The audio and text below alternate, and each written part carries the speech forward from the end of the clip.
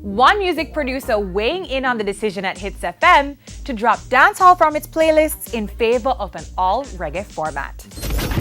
Come wine till you broke off your back, broke off your back, broke off your, broke off your, The world is picking up dancehall right now.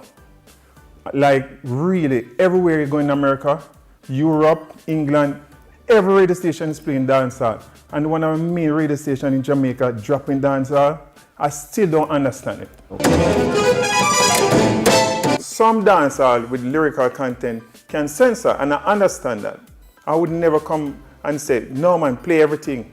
There's some music can play, there's some cannot play. The party allowed, you know. Just like hip hop, there's some hip hop can play, but you don't see at 97 start playing hip hop or Z100.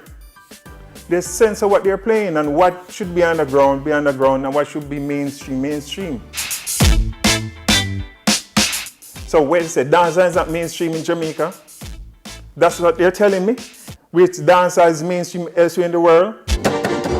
People can relate to the sound of it right now. Reggae is really the umbrella still for reggae, for Jamaican music. But dancehall is the only Jamaican music that got #1 on the Billboard chart up to this date. We have to come together as a dancehall community and try to fight this. Me I go rough up the world, rough up the world.